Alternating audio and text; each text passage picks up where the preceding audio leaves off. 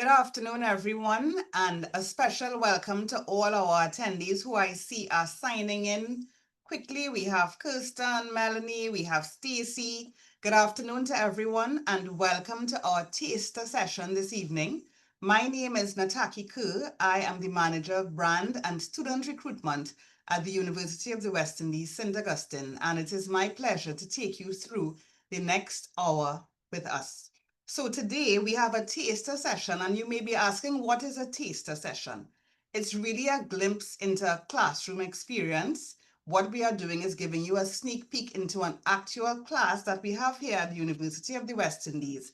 And that class today is our professional ethics class, our level 3 undergraduate elective course that some of you may be interested in taking when you do join us at our university. Now, please don't forget our deadline date for applications is July 30th, 2025. So we thought it would be smart of us to give you a taste of what our professional ethics class is like, because you may be thinking of signing up with us, and we have just a few short weeks before you can do so. So make sure when we are finished with this class that you click on our link and apply to join us on our beautiful St. Augustine campus from September. So as I said, this afternoon is going to be an hour-long session where we are going to have our lecturer. I will introduce him just now. He is going to speak and give us an idea of all the things you can expect when doing this course. Feel free to ask us your questions. Our team is waiting anxiously in the background, happy to be able to answer your questions about the course, about what other programs there may be, etc. So please ask your questions in the chat, and we'll be sure to get to you as soon as possible. So again, welcome to all who have registered this afternoon. Without further ado, I would like to introduce our two speakers this evening. We have firstly Miss Ariana Bire, who is a past student of our law program at the St. Augustine campus. And we also have our esteemed Professor Surendra Arjun, Professor Emeritus of Business and Professional Ethics. But before we get to Prof, as we fondly call him, I will ask Ariana to start us off, and just a bit about her. I did mention she's a past graduate of the University of the West Indies from the Faculty of Law, actually. And she's very passionate about shaping progressive legal frameworks for climate action and sustainable governance of marine and environmental resources. She currently serves as the head of the Human Rights Department at the Trinidad and Tobago Youth Advocacy Network and the High Seas Youth Ambassador for Trinidad and Tobago. So she's done quite a lot in a very short time. And she is going to tell us about her experience doing Prof's course, what she thought about it, and what were her main takeaways. So let's introduce her and get right into it. Ariana, the floor is yours. Good evening, everyone. Can you guys hear me? Yes. Good evening, everyone. My name is Ariana Bire, and I am a law student that pursued professional ethics in year 3, semester 2 of this year. And I am extremely grateful for the opportunity to be here to speak with you all today about this awesome course. When I first signed up for professional ethics, I thought I was walking into a class, but I didn't realize that I was walking into what I would say a mirror. When I first registered for this course, I was confident, maybe a little too confident. I had my GPA, my extracurriculars, my awards. I thought this would definitely be an easy A plus. I already know right from wrong. I'm already an ethical person. I plan to skim through the course content, maybe even skip 3/4 of the classes. But after the very first lecture, I realized that this was not the course I thought it would be. What caught me off guard wasn't the academic content, it was actually the emotional and moral honesty that was expected from us. For the first time in a classroom, I was being asked to confront myself, not my assignments, not my resume, but the parts of me I didn't even know that needed work, my ego, my sense of superiority, my assumptions about what it meant to be good or do good. And then one of the classes had said something that completely shifted the way I saw the world. He said that, and I always carry this with me, Only when you realize how small you are, then you realize how great you are. At first, I didn't understand it. I mean, how can being small make you great? But over time, it made sense. I had always associated greatness with being seen, with titles, awards, being recognized. But this course showed me that true greatness lies in humility, which is one of the key aspects you would learn in this course, and in recognizing that the world is so much bigger than you, that every person you meet has something to teach you, and that your value doesn't come from being better than others, but from how deeply you choose to care and love. And that one line broke down my pride and rebuilt something more meaningful: compassion, honesty, and self awareness within me. It was the first time I realized that I had to grow as a person.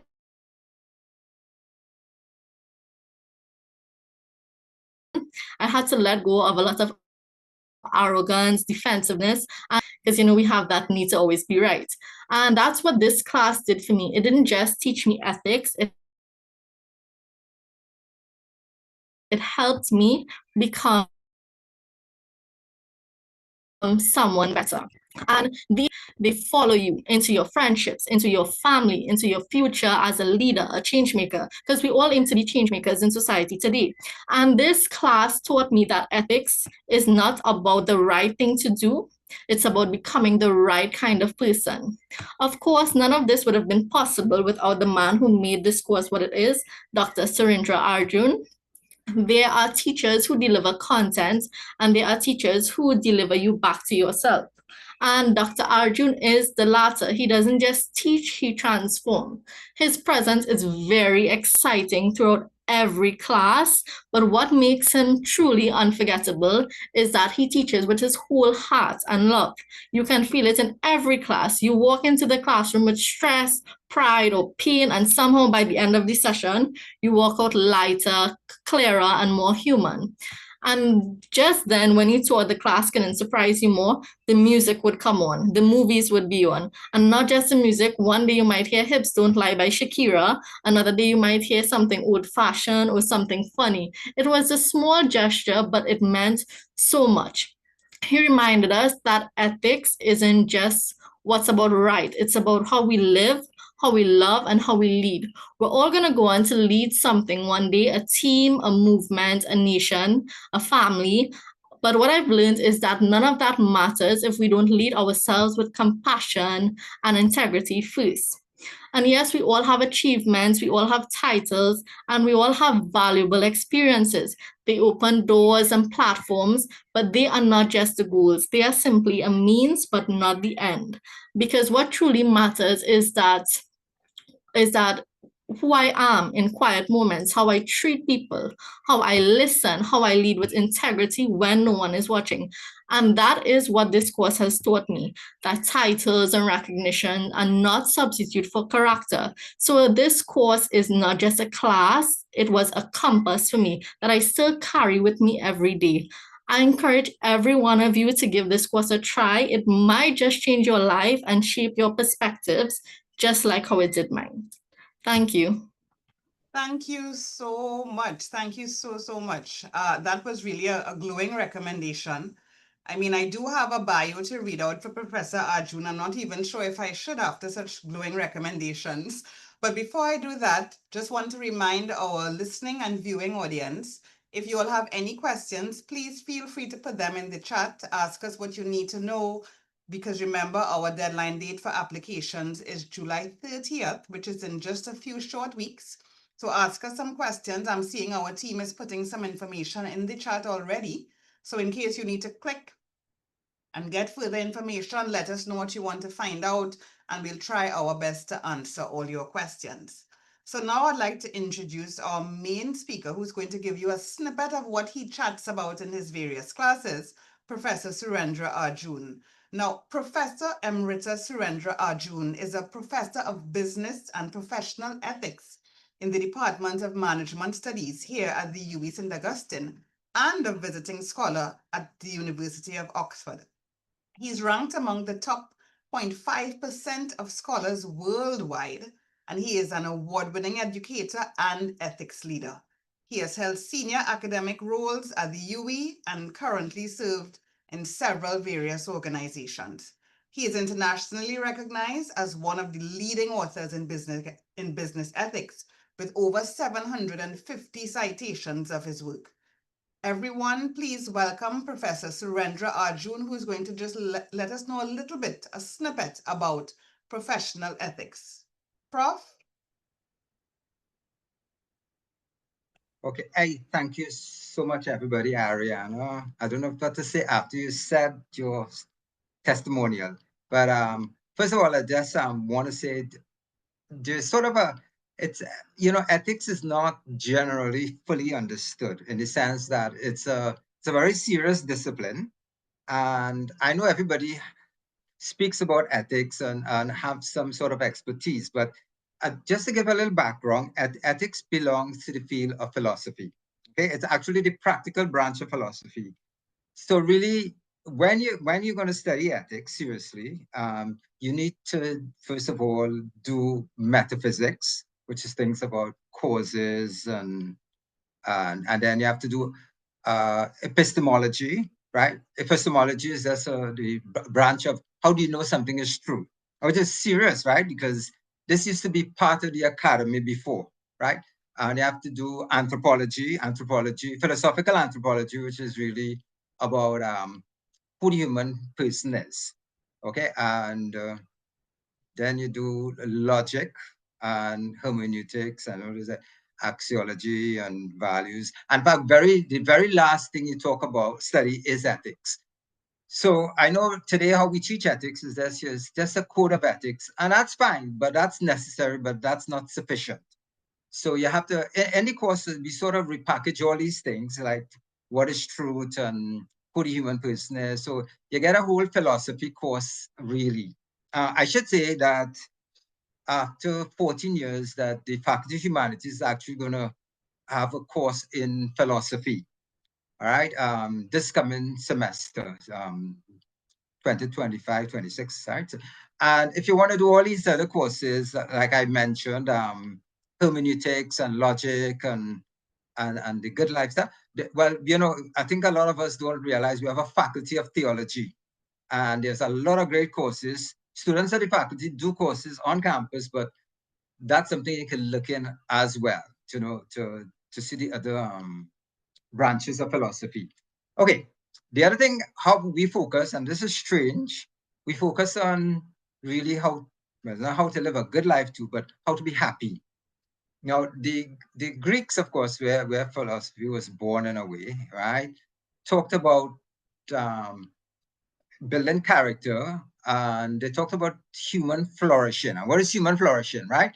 Human flourishing, the Greek word for that is eudaimonia, right? EU means good, daemon means spirit, and ear means lasting. So happiness is really something not fleeting and provisional, something that is lasting. So a pleasurable life isn't necessarily a happy life. Okay. So why you focus on happiness? Well, and I went into the literature. Of course, it's there. It's anecdotal, but it's also there in a lot of these journal articles about happy people. And I pull out a few things. Happy people, of course, and say, of course, more productive and engaged, enhance efficiency, reduce absenteeism, right? So less likely to call in sick. We have that all make news that we take sick leave in this country as vacation leave, so you make sure you use up all the sick leave, yeah? Improve customer service, right? That's amazing because, we talk a lot about customer service being poor, right? And a lot of times we recognize there's poor customer service, but the problem is I tell you, the problem is we really recognize, but I began to understand why we can't fix customer service a lot of times because we don't know how to. All right. And you get, positive mindset and constructive, and you can tell they always have constructive, not critical comments. Critical comments break down, but it's more constructive. Okay, so I just thought I'd just sort of mention that to you all, right?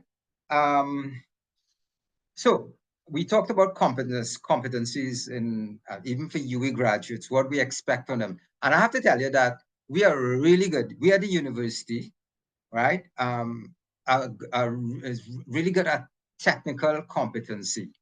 And we focus on that. And you see there's a focus, for instance, on the STEM, science, technology, engineering, math, and stuff. And I've seen our graduates, go over and do really well. And that's a technical competency. But there's another part of technical competency that we kind of neglect, right? And that's what they call, rather than the cognitive competencies, which we all know about. So that's creative thinking, calculative thinking, logical thinking, scientific thinking. All that's in your brain, right? And we do really good at that. But there's something above the brain, which is called, and Settle teaches this as well, right? What is called metacognitive, which is above that cognitive. So that's what they call, really what they call critical thinking, conceptual thinking, abstract thinking, right? And that's something the graduates, they're exposed to that. So really, that rather when you have a problem before you, rather than just treating symptoms, we treat the root cause, and that requires higher order thinking. I know we use these words loosely, but critical thinking is not doesn't lie in the brain. Okay, it's above the brain. It's called in your spiritual nature.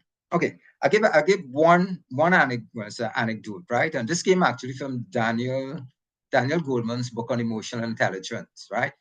But he says inside of you, what happened? Inside of you, there are two wolves, okay? Two pack of wolves, right?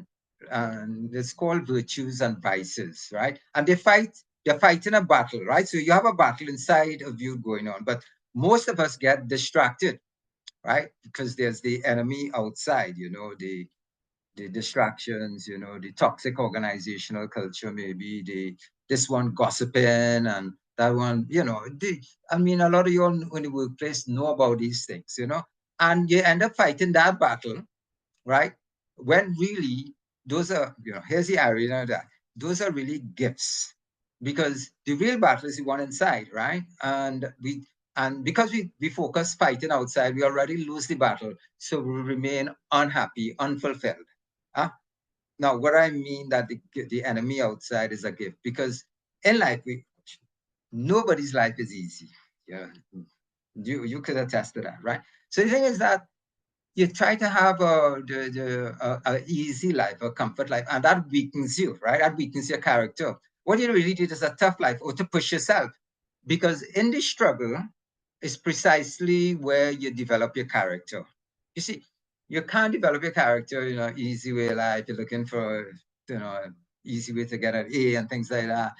It's precisely, and the outside, the enemy outside, really is the one that weaponizes you. Because when you have somebody who's bad talking you, who have done you ill, I mean, one of the hardest things to do is really even to forgive.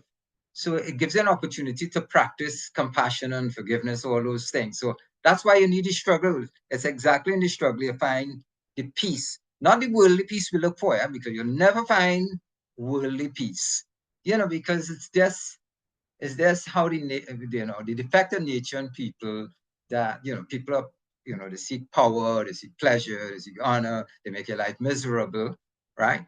But circumstances shouldn't really define you, it should refine you, right? Because if somebody or somebody's opinion affects you, then you're giving them power over you, and then you lose your peace. The real battle is the wolves inside. Okay, so and this is what Daniel Goleman had said. I mean, I answer it in a different way, but I'll just say, which wolf win? Is the bad wolf inside or the good wolves, right? And the answer to that is, well, is the wolf you feed, right? And that's the thing, that when you feed, when you feed, of course, you already lose the battle. Okay, so and that's the problem. Two things. That the problem with the modern university, a lot of they take out the metacognitive. So you just live with the cognitive ability. So and of course, when you don't, the importance of the competency. Now I talk about technical competency, right? So that'll be your cognitive and metacognitive. So modern university problem is that they've taken out the metacognitive, right? So as in all these philosophical things, things of metaphysics and those I mentioned before. But it's also taken out the foundation, which is the foundation is the moral and religious competencies. So a lot of us, we come out with good cognitive skills, but not good technical, metacognitive, not very good moral skills. And the other one is emotional skills, right? So the Greek call was moral is ethos, technical is logos, and emotional is pathos, right? So that's the complete education you get in the course. So I shouldn't say we don't do it because we do it in the course. So you get that sort of person comes out with all the competencies, because if you come out with technical competency, right, and you don't have moral competency or method, then you're really incompetent or not as competent as you should be, right? So in the universities, what do you call a traditional academy before you become a good technical person, you had to become a good person. So right now, a lot of universities bring out technically good but morally incompetent. So they don't show this empathetic understanding or compassion, good bedside manners, you know. So again, it's a strange course because it's all of it is packaged, and it took years to develop it, and it has a lot of recognition outside. And I'm talking to colleagues and giving talks. I also the course changes a lot because research changes. The environment changes. So you have an environment where AI, artificial intelligence, is making a big impact, and it's good news, right? UE has a policy in AI, of course, but it kind of makes the market more efficient, and it frees up our time, because when we use technology, we tend to rely on technology, so we get intellectually lazy. So here's a great opportunity. It's called automation bias, right? But here's an opportunity to know what makes us human, not artificial intelligence. That's just technology, it's just a thing, right? It's not a being in the sense of human being. So now we have time to think of how we could solve our deep problems in the society. So it really frees up a time for that kind of synthetic conceptual thinking to change. So the last word, I'm not sure if I'm going over time, but the last word there is that if you really want to change the environment, or to change your family, or to change the world, go home and change yourself. So, and that's where your real battle is. And again, how you could tell when somebody is not happy, and of course unhappy people would not be a good worker or not good to work with, right? Is that you really have to focus inside, right? Find, right? So you have this thing we call a happiness gap, right? With Which is a gap between who you are right now, your real self, and an ideal self. So the course is about closing that gap. And you use that, and the only way to close that gap is to have all those competencies I measured. Let me see if I missed anything here. Um, oh yeah. So here's this thing now. One more. I want to make another point. That if you the disease today, right, is called small-mindedness. And what I mean by that, you see, when you take out the small-mindedness and small-heartedness, if you take out the metacognitive aspect, which is the higher level order thinking, right, you get small-minded. And if you take out the moral competency, you'll get small-hearted. So what do I mean by that? That you'll get this egocentric thing. It's all about you, right? And and then we don't come we become symptoms treaters. We're not small-hearted means we're not generous, we're not compassionate.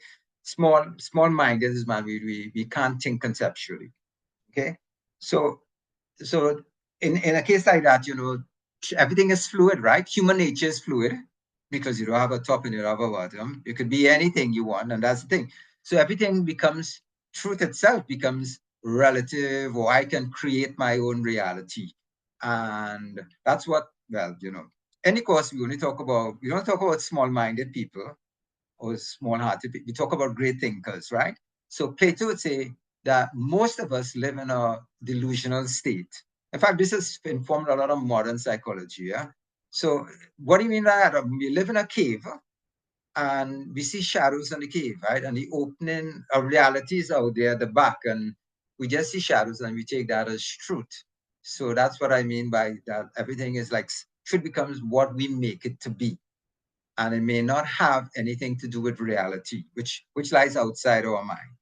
And that's the definition of mental illness, by the way. Yeah? Mental illness is a disconnect from reality. So yeah, when we talk about mental illness, psychology has such a narrow definition, but when we talk about mental illness in a broader sense, moral disorders, right? That's really a big part, because most people, their challenge is really how to cope in life. And 90% of problems we face, again, this is statistics, is really how to cope in life.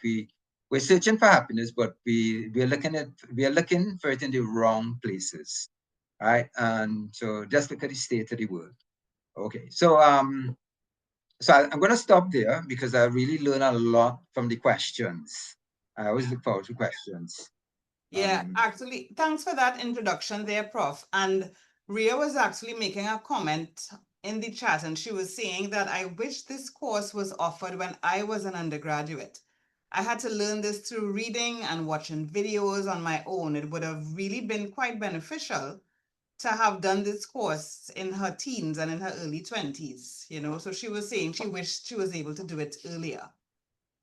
Yeah, but she could always come in class, Everybody, people bring their parents to class too, or their friends, because Seriously. they, Mm-hmm. yeah, and yeah, so because it's something that it's informed by the latest research, right? So it's really I'm not really big enough myself, but it's one of the top ethics courses in the world, I mean, Yeah. by all measures, right? And of course, if you look at the evidence of it, I should have brought at my last class, and I got a whole set of stuff, but they wrote some nice plaques, I'm sorry I couldn't bring it and show you.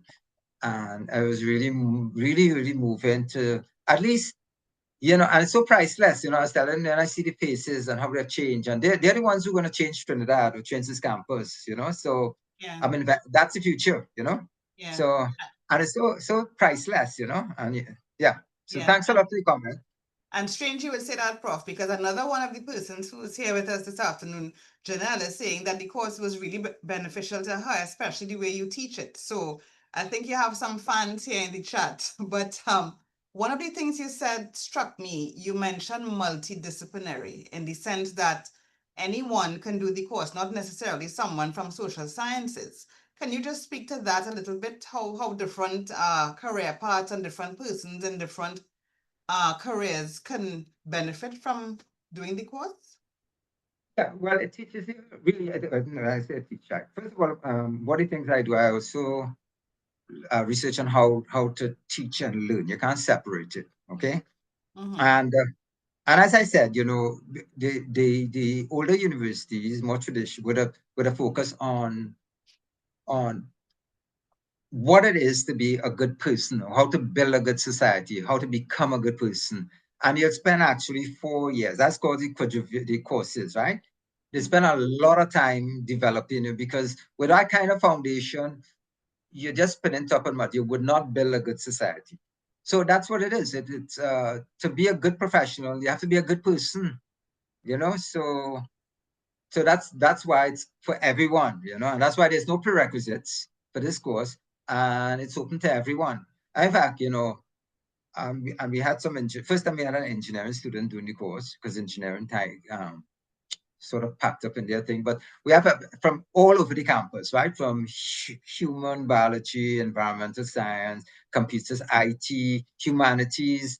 And it's a nice mix, because then they get to, and you see, one of the things that brings happiness, by the way, and this is what, the online versions don't really deliver well, is building friendships, right? And you could see that, and that's one things that build friendship. And how that makes a difference, how they could connect, and they're all facing similar problems, and they help each other. So yeah, the short answer to that, it is, why wouldn't anyone want to be happy? Everybody, you cannot not want to be happy. And when you're happy, you'll keep up with your field, you'll help people, you'll go out your way, and everybody, and that's what not only campus, society is missing. Society is missing that glue, that love, right? Yeah. Love meaning, uh, rather than a group of individuals, which is that's not a community. A community has to be born by something. It's born by that, what you call agape or filial love, wanting the best for the others, Yeah. So, and you have amazing stories, because at the end of the day, you even have to love those who bad talking you. Because if you bad talk them, what you call you empty your glass then. Glass about how you fill a glass. Yeah. Because we have, right? And that's what we're here for, to fill our glass. Yeah. Yeah. So I'm not sure if I answered your question. Yes, you did. Prof, would you say that most of the students who come to your class are those from the Faculty of Law, just like Ariana? Well, in the second semester, and I don't know if we could have been asking it. We have we have to draw, we have 250 people who would apply for the course, right? So of course, the course is really designed for 40, right? But we reach up to 100. That's the classroom size. Yeah, and it's an approved out of faculty elective for law, and they administer, they encourage them to do it. So I think last time, once I had 150 law students, Okay. but I'm only two when it was 250. But yeah, a lot of law students, and they actually, the last class I have with law, they were really transformative in the class, and they really carried the class. And I was kind of apprehensive with law students, like some of these professions, they have this God complex, right? And I was so amazed and blown away that they got the point. A lot of them got the point and lived the point. And that was so, that can't be, it's so rewarding, that so was priceless as well. So yeah, and it gave me a lot of hope. Yeah. Hope for this country, yeah. And it's young people, young people, and so that's the other thing too. So Yeah. Okay. yeah. I have a question for you. Sometimes ethics conflict with company policy and the law. How would you advise or how do you teach one to navigate through a situation like that? Yeah, that's a $1 million question. And that, okay, so here's this thing. You have St. Augustine says an unjust law is no law at all, right? Meaning it's not binding in conscience. Okay, that means you don't have to follow it. So we have a lot of things we don't like to talk about anywhere on the campus. We have things like um, euthanasia, right? So in Canada, there's this thing, medical assistance in dying. That's physician-assisted suicide. The ethics of that. We have big debates going on gender ideology. We have in sports and right across the board. You have things in AI as well. So all these are things that if you don't have answers for, you know, and that's the thing, if you don't know where you're going, any road will take you there. So yeah, there are conflicts between, and you could see it in the world, people like to call it, I don't like these terms because when they say conservative and liberals, right, or progressives and stuff, it doesn't capture the essence of it. But the question, it comes down to really, one of the things we talk about, it goes very fundamental questions that does absolute truth exist, or is truth relative or subjective? Now, the thing about the course is that it emphasizes freedom of consciousness, freedom of belief. So it's not here to tell people what to think. It's not there to indoctrinate. It's tell people, give them their freedom, and you think about your own life. So what does that mean? It means that there's a search for what is true. Again, that's why it's important to do epistemology. And if you do something like because what is truth, right? And if you don't, and a lot of people don't really give to care about it. They have a belief and they go with that. But that's where it is. And I think the most original thinker would be Aristotle, right? And he got a lot of things right. He got a lot of things wrong. But the great thinkers would also, what made them great is their disposition. They would suspend their prejudice, just like Thomas Aquinas, who would be the most complete thinker. And because in religion and cultural tradition, there's some truth in it. And if you suspend your prejudices and you listen, and I think a lot of times we don't listen, we like to talk. And these great minds were listeners. That's why they were great. They also, according to Ariana, they also were small. Why? Small meaning they were humble, because without humility, you can't get to know truth. You can't get to be compassionate. And that's the thing. We teach a lot of these things without understanding what humility is. So that's what I'm saying. When you're small, you great, you get a lot more. So yeah. So that's it's a very I mean, I love to talk. I mean, whether you talk to a Muslim or an atheist and stuff, and those who have that disposition love the exchange because you learn from each other. But when you get intolerant, it is my truth, and that's it. Right? And then you can't go anywhere. You have conflicts, right? Yeah. And it's really we feel uncomfortable talking about it because people have become unreasonable. And if somebody's unreasonable, you can't have a dialogue with them. You'll Yeah. just get abused. And that's something in the world today, you know. But it also opens you up to people's view because at the end of the day, the key thing in bonding is to love somebody because you love them, you listen to them, and you can have, you see, people don't have to have the same values to be at peace, you know. They just have to love each other. That's all. Correct. Correct. Yeah. You touched on AI and you mentioned that, like those types of discussions come up in class, but in the classroom, do things like ethical considerations for social media or ethical considerations for data protection, do things like that, are they discussed in the classroom? Yeah. So those are, you could discuss it under an umbrella called professional principles, right? Okay. And yeah, and technology is such a great thing, right? And it's neutral when it comes to the ethics. Is I mean, the whole thing of using all these, I mean, you can't keep up with the field like ChatGPT. It's a wonderful tool. The problem is that these are not conscious beings, yeah? And AI is not a conscious it cannot, it's not alive then, right? So it's a good servant, but a bad master. So really and truly, while I encourage students to use it, and of course you need to put it in your thing, where you used it, because I mark more on critical thinking, and I know I'm getting now better work. When I say better scholarly work, because now they have to think now rather than relying on a machine. It's saving you like 3 months away. Save me. I'm writing a book. And what will take me a year, taking me like 3 days. That's phenomenal. Of course, it hallucinates, right? So these are the dangers, right? It means it creates fiction, and you have to be able to weed those things out, right? But that's a great thing about using artificial. Of course, the big danger. Of course, you always have privacy data. That's always been an issue, data privacy and so forth. And laws can remedy that. You see, there's a room for law, right? Yeah. That laws that are enforced, right? And yeah, so really and truly, if you have a truth, you shouldn't have any conflicts. If you have rights, you shouldn't have conflict of rights because rights can't conflict in rights. Either one right or the other right wrong or both wrong. So so so yeah, all these are discussed, but it's on the student to go figure it out because I don't give them the answers. If I ever give them the answers, you don't need me, but you could go figure it out. And I have to tell you, some of the best PhD students that I've graduated on me, I only spend a few hours with them, because all I do is point them in the right direction. They go do the work themselves, and they Mhm. come out to be independent, critical thinkers, right? Yeah. And we need more of that, right? So don't spoon feed people. Don't look for the easy way. Go figure it out yourself. And some of them, I'm amazed. I've had conversations and it's blown me away. And this young lady was telling me a class for half an hour.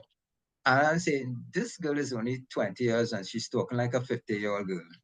Yeah. She's grown up. She's so mature. And I have to tell you, after that, I cried. Yeah? I was so moved that Mm. this young person was able to speak like that, to speak with that level of maturity. Yeah. Yeah. But you mentioned PhDs. I'm curious as to maybe one or two of them that stayed with you or maybe had an impact or anyone that you remember that you'd like to share with us? Any bit of research that someone did on ethics? Okay, well, I suppose it's in the public domain, right? So Ariana will correct me here, and but it's in the public domain. So there's a guy, and he speaks on AI to the country too, and I'm so proud of him, right? Because he speaks on we work together, right? So this is one of our own graduate. His name is Novak, right? He works in that, and he talks about IT governance, right? And he has some big plans for the university and things. So yeah, but the point is not really ethics alone, is what's behind the research, what supports their work is the ethics. So they're more interested in just making an impact, not getting a PhD. For them, it's not a degree, it's where am I gonna, where best, it's called a, if we talk about something, we should talk about what is a vocation. A vocation is where you belong in the world, right?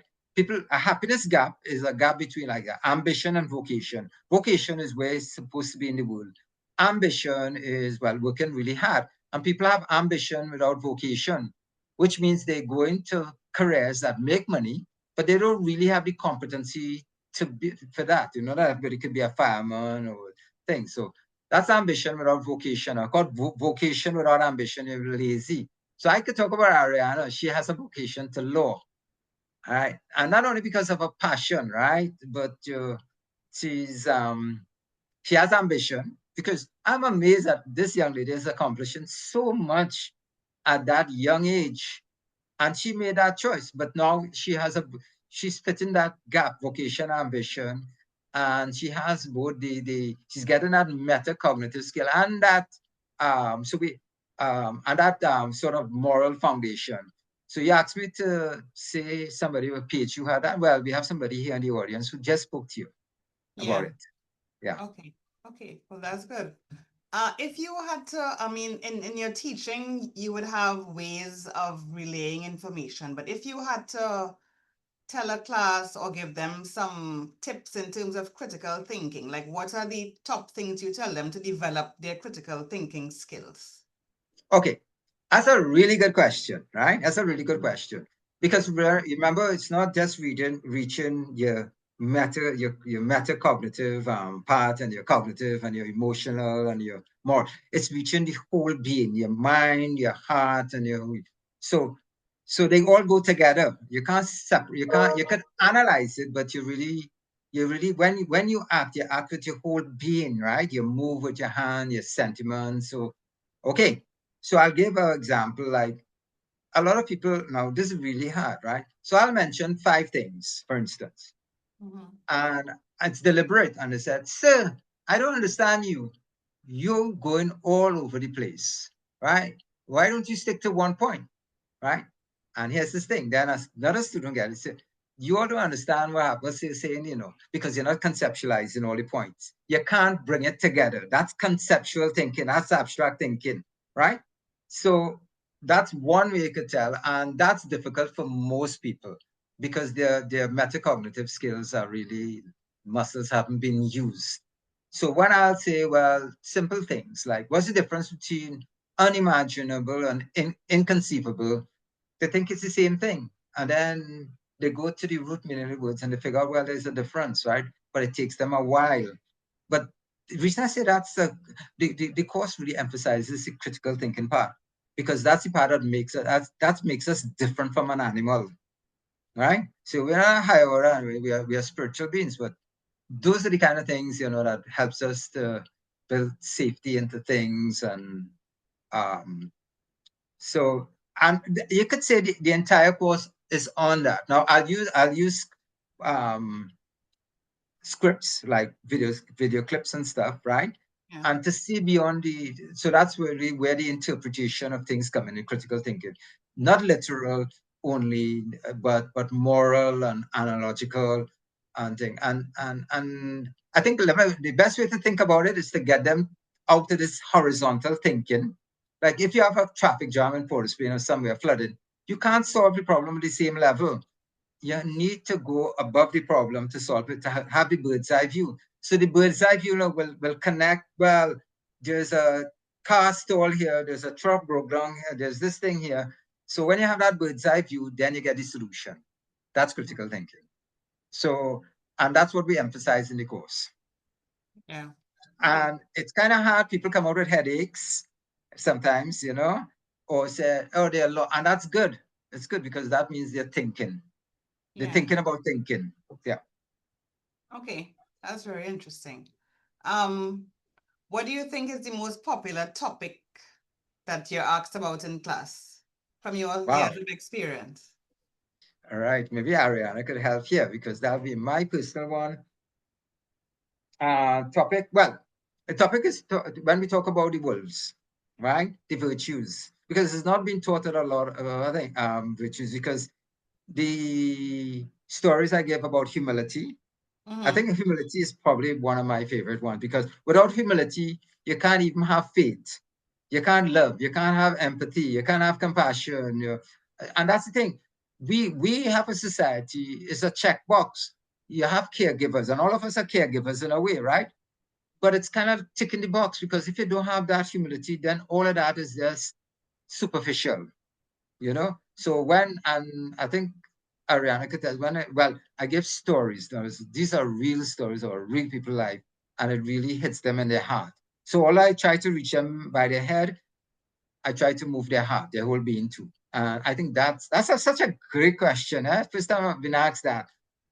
So yeah, I think humility, teaching about, and it's really difficult to get humility. It's called a hidden virtue, and the more you go after it, the less you get it. Yeah. And and you could tell when you easy thing when you don't have humility is like when somebody says something derogatory about you and it hurts you, that means you lack humility because that Yeah. means it damages your ego. But when somebody says something derogatory or stab you in the back or push you under the bus, see that's why I should do, of course, like this happiness thing. Then the first thing you'll do, you'll forgive them immediately. You'll yeah, yeah, you'll forgive, and then you'd want the best for them. You wouldn't fight fire, right? Where there's no love, put love. You're gonna find love. You're gonna reply with love, which means not necessarily talking to them, but not talking, not bad talking them, but wanting the best for them. And there's each situation so unique, and that's an amazing thing for students to see well how that they can really love people who persecuting them. Say, are you crazy?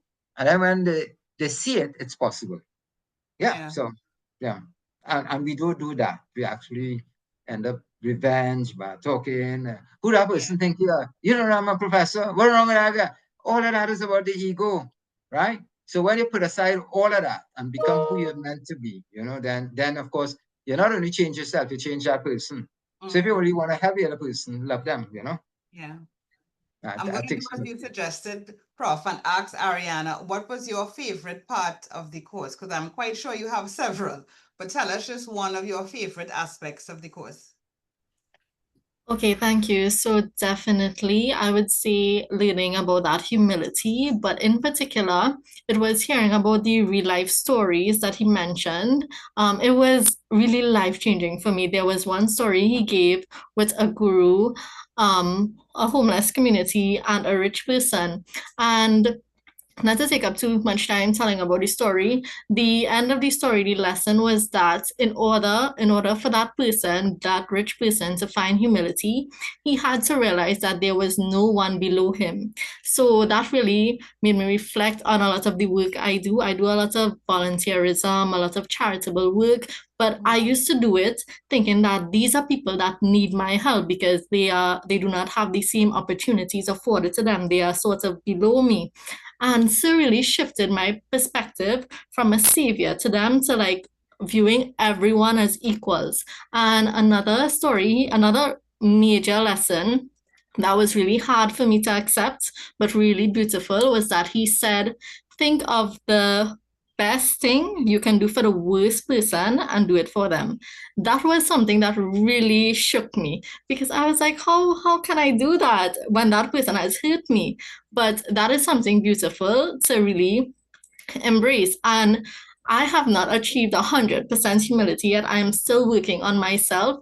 But Yeah. that was part of the best part of class, learning about these different aspects of humility and how to achieve them and the stories he gave in class. It was really amazing. Yeah. It really sounds so. And one of the things you said, and this is my final question here before we close off, Prof.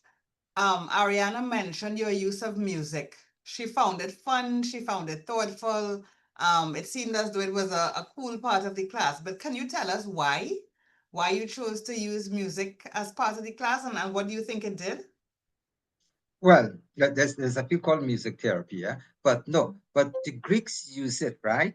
You Mhm. you all know, and I'm sure you know of a guy called Pythagoras, Yes, right? And yes. he was about numbers and music because it's harmony with the cosmos, with the universe, and it's a universal language, right? And And when people, because we live in a caged world, a lot of young people, a lot of students in class don't ask questions. They're afraid it's a stupid questions. So it's to help them build their freedom. Listen, I'm going to dance to my tune. I'm not going to dance to anybody else's tune. So fundamentally, the course is really how you become more free. And you know what? When they say, "Sir, they're gonna laugh at me and I'm gonna do," and they dance in class, yeah, by the way, right? And they would sing, right? And they break out of that and realize that it's called a group effect. When one person do it, then and everybody feels a little more comfortable. It's a way to connect, right? And that's the beauty of the music, and because and everybody love music, in some Yeah. forms, and they could relate to it because there's something not only emotional about it. When in a good mood, you play good music. In a bad mood, music helps carry you through, and it's like a life story. Like if you look at any movie, what makes the movie is the music, right? Without the music, then it'll be dull and boring. So some of them say, when I'm living my life now, my life is a story, it's a movie. I'm the main actor. I want to play a music, background music, so when I have to face fears, I'll play like a war song. Or when I'm feeling sad, a friend of mine died, I play a sad song.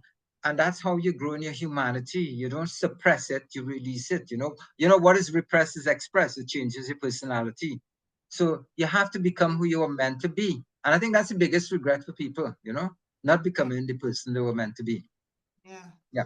That's really interesting, Prof. I mean, I'm amazed at how many little topics we were able to discuss in this short space of time. And I really want to thank you. I know you're quite busy. I want to thank you for sharing with us because those of us who registered for the course and who are interested in just hearing what is this ethics thing all about, I'm quite sure it piqued their curiosity. It piqued my curiosity.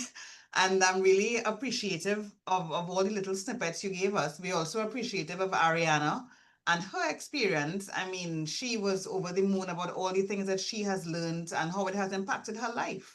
And yes, you're right. In this short space of time, she's trying to do her best to make changes in this world. And I think your course also helped her along her journey. So I'd like to thank both of you for that.